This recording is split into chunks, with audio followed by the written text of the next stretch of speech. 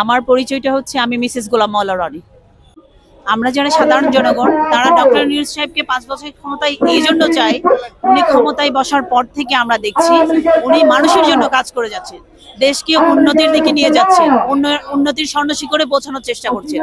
উনি ওনার নিজের স্বার্থে কোনো কিছু করেন নাই, উনি মানুষের স্বার্থটাই সবচেয়ে বেশি প্রায়োরিটি দিচ্ছেন। এবং উনি ক্ষমতা গ্রহণের পর থেকে এই পর্যন্ত যে পরিমাণ দেশের বিরুদ্ধে ষড়যন্ত্র শুরু হয়েছে বা চলছে, ইউনূস সাহেব ডক্টর ইউনূস ছাড়া অন্য কেউ হলে টিকতে পারতো না। উনি টিকেছেন এবং উনি বিশ্বের সামনে আমাদের দেশকে, আমাদেরকে জাতি হিসেবে একটা সম্মানজনক জায়গায় নিয়ে গেছে।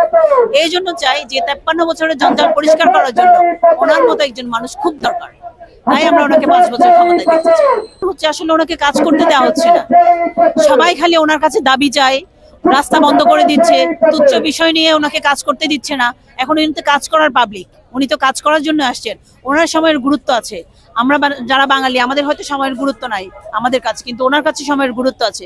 ওনাকে যেহেতু কাজ করতে দেওয়া হচ্ছে না, সেজন্য উনি তো চেয়ার ধরে রেখে লাভ করবেন, তাই না? আর উনি হচ্ছেন সারা পৃথিবীতে খেলা আসা মানুষ। উনি আমার কাছে মনে হয় না যে বাংলাদেশের কোনো চাপ, কোনো রাজনৈতিক দল ওনাকে চাপ দিয়ে কোনো সুবিধা আদায় করতে পারবে বলে আমার মনে হয় না। ধন্যবাদ। যারা সাধারণ জনগণ আমরা চাই ওনার হাতকে শক্তিশালী করে উনি থাকুক, প্রধান উপদেষ্টা হিসেবে উনি থাকুক, আমাদের সাথে জনগণের স্বার্থে উনি থাকুক। রাজনৈতিক দলগুলোকে বলবো, যদি আপনারা সত্যিকার অর্থে দেশকে ভালোবাসেন, সত্যি যদি দেশের মঙ্গল চান, আপনারা যদি দুর্নীতিপরায়ণ না হয়ে থাকেন, নীতির মধ্যে থাকেন, জাতিকে যদি এগিয়ে নিয়ে যেতে চান, তাহলে ধৈর্য ধরেন, ওনাকে কাজ করার সুযোগ দেন। ওনার মতো একজন নোবেল বিজয়ীকে আমরা যে দেশের প্রধান উপদেষ্টা হিসেবে পেয়েছি, এটা আমাদের জন্য বিশাল সৌভাগ্যের ব্যাপার। ওনাকে কাজ করার সুযোগ দেন। প্রশাসন সেটা হচ্ছে ওরা কারা ১৭ বছর ধরে যারা নিয়োগপ্রাপ্ত তারাই। হ্যাঁ, ১৭ বছর প্রত্যেকে নিয়োগ পেয়েছে, যাদের চাকরি হচ্ছে ১৭ বছর। তো ওনারা সঙ্গত কারণে ডক্টর ইউনূস সাহেবকে খুব বেশি সহযোগিতা করবেন বলে তো আমার মনে হয় না।